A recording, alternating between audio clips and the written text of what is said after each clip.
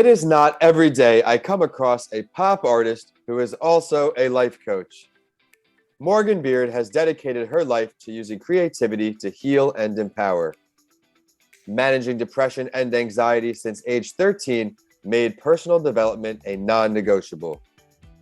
She received her BA in Visual and Media Studies from Duke University in 2012 and her MPS in Art Therapy from the School of Visual Arts in New York City in 2017. As an art therapist in New York, she worked in a public elementary school, an adult inpatient psychiatric unit, and a 183-bed nursing home. Her life came to a screeching halt after burning out in a pursuit of licensure and entering another major depressive episode. Focused for the first time on her own happiness, she moved across the country and started over in LA. She began building her life coaching business, working with individuals to create holistically fulfilling lives and families to increase communication and harmony. This gave her the confidence to embrace her earliest passion for singing and make music to help people move. As I mentioned, pop artist, currently working on her debut EP, Ele.mental. This is going to be a special episode. Welcome back to That Entrepreneur Show. I am your host, Vincent A. Lancy. You can learn more about me on my website, vincentalancy.com, or at Vincent A. Lancy on social media and YouTube. If it's your first show with us, every week since December 2019, I have interviewed the founder of a company or a brand to share what worked well for them, what they needed to improve on, and all of their learning lessons along the way, right here on this show. We have bonus episodes to enjoy as well, including the Gasparilla Overload featuring Florida entrepreneurs and Rewind the Clock episodes where I bring back past guests who have new learning lessons to share. You never know whose story will resonate most. From following her passion in music to working with career-oriented young adults on clarifying their purpose and finding what makes them happy so they can build a meaningful and joyful life, Morgan does it all. She helps clients who are anxious about living up to their potential, go up to what ignites them, and build lives that they're excited to live. Morgan, thank you so much for coming on the show. I can't wait to inspire our audience with your journey. I'm so happy to be here. Thank you for that amazing introduction. Would you mind introducing yourself a little more to everyone before we talk business? Yeah, absolutely. So as you mentioned, I am a pop artist and I'm about to be releasing my first debut EP called Ele.mental, like you said. And it's the 4 elements: fire, water, earth, and air. And it's all about using them as a metaphor for the seasons of emotions that we go through and how we evolve and grow, kind of moving through different things in our lives. And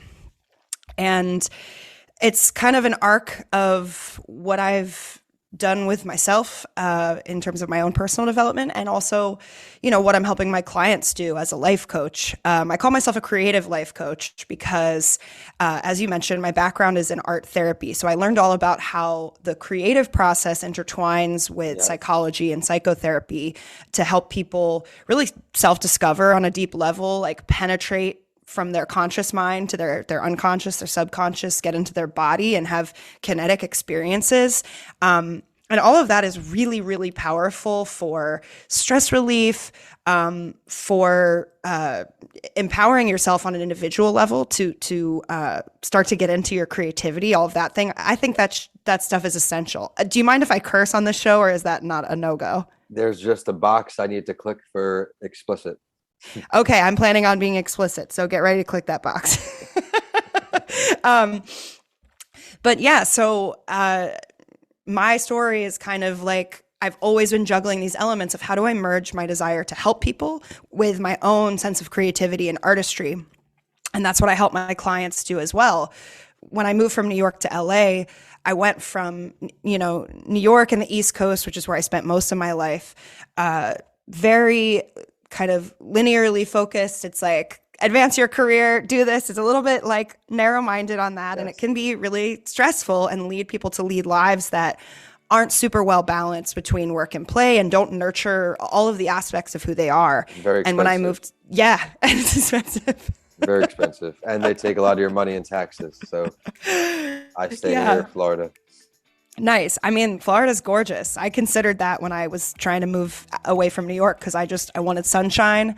But LA was the perfect fit for me because one of my favorite aspects is like there's so many creative people here and everybody is doing what they're passionate about and doing 8 million different things to kind of make it work. And it allows people to really be the creator and the director of the direction of their lives and piece together what they care about to build like a brand, a business or whatever. And I think a lot of people, especially coming out of this pandemic, are wanting to be more independent and are really questioning like, what am I putting my time towards at my 9 to 5 or, X, Y, and Z. And so I want to support people to do that and to nurture their creativity and their whole selves. I love that. And you're a go-getter. We have that in common. We both left cold places to be in palm trees, me being New York, of course. And now I really want to dive into this because I know entrepreneurship wasn't always on your radar. I introduced in the beginning of the show, you had a few other positions after your college degrees. What was the final straw for you to go into entrepreneurship? Describe that moment for us. Yeah. So when I moved to LA, I didn't have a plan at all. I was like, I don't know if I want to do anything related to therapy or anything that I've done in the past. So I'm just free balling and coming out here and going to find out what's next. And I went on Craigslist and I found a job working for a woman who was a business coach for creative female entrepreneurs. And I had previously had no exposure to the coaching industry. My dad was always very entrepreneurial and very like pushing that mindset. And I was kind of just always like, ugh, not for me. Don't care. Don't want to take that whole thing on. But after working for this woman who she was a very strong entrepreneur, a great model for female entrepreneurship and a great model for women specifically getting empowered around money.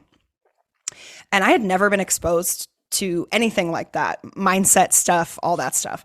And after about 3 months of being her executive assistant, originally I was her personal assistant, just doing menial tasks. And then I kind of graduated to, I'm helping her run her business. And I just connected the dots of like, well, I have a skill set that's similar to hers. If I can figure out the business stuff just enough to make it work, then I can be the magician of my own destiny, basically. Learning lessons from your experiences. Everybody has that opportunity, but it's very hard to actually connect the dots, as you said. But since you've connected those dots and you've jumped into entrepreneurship, left the 9 to 5 behind, what would you say some of the more challenging parts are compared to, Okay. So the biggest thing that I wasn't prepared for was the isolation. Yeah, you're like, yeah. Yeah, especially if you live alone. Yes, I live alone. I am an only child. I'm very used to being alone, being independent. Even when I worked, 9 to 5 jobs, it was still pretty independent. I had one boss and I was responsible for pretty much everything. Yeah. So I was used to wearing a lot of hats and doing things pretty independently and being a self-starter in that way. But when you have to wake up every day and figure out, well, what am I going to invest my time in today? And you don't have other people around you either doing their own thing or working for you or, working for the same person as you, you have to create your own culture, your own momentum. And finding community with an independent initiative has been tough. It's something that I've struggled with inside and outside of my professional life. We're all a work in progress, and intertwining your personal and professional life, I can certainly relate because as an entrepreneur, there's really no off switch. It's making sure you take that off time. A lot of great answers right there. So I know this episode is heading in the right direction. What would you say one of your greatest lessons learned is from all of your experiences, whether it's in entrepreneurship, your corporate life? Why is it still sticking with you? Yeah. So this is a great segue because I would have kind of elaborated on this with the last question. I thought, okay, I'm going to quit this job with the other business coach and right away I'm going to have all these clients and it's going to be great. And I'm going to be successful immediately. And that did not happen. You have to really shrink your measurement and your metrics for like, what does success mean? Otherwise, like, I was feeling like, okay, I'm not getting the results that I want. So I've just got to be on all the time. And I burned myself out. And I was trying to, like, I was like, I can't stop working because I don't have this result yet. Right. But I didn't understand yet. And I think I'm still learning. You know, I've been in business for like 4 years now. That's not a tremendous amount of time, but I have learned a lot. Is that you have to be prepared for it to be a marathon. And every single person wants to sell you like, you're going to make $100,000 in 3 months. And it's like, yeah, fuck you. Maybe, but you really have to be prepared to put in like slow building incremental steps towards like long-term success, because you want a business ultimately that's going to be sustainable. And that really requires sustainable effort, which requires sustainable rest and self-care, and not waking up every day feeling like I'm a failure because I didn't reach some completely unreasonable goal. Very well said. We put some unrealistic expectations on us as entrepreneurs. It's just what we do. There's no way around it. We want to make sure everything we're putting out is valuable and up to speed. And of course, there are things that no one else will notice but us when they're wrong. And we go back in, and then how much time we're spending on that. It's just part of entrepreneurship, learning lesson after learning lesson. If you could learn from another entrepreneur, though, here, Morgan, who would you choose, dead or alive, to gain some insight from? Yeah, so I attended a really interesting talk this morning from this nonprofit called Women in Music, and they were talking about the NFT space and the music industry and the intersection of all of that. And that is something that I'm like, oh God, like I've got to learn this, but I have no idea where to start. And they had an independent artist, and her name is Verite, on there, and she's sort of been a pioneer, especially a female pioneer, of selling NFTs and creating community in that Okay. whole crypto space around her music.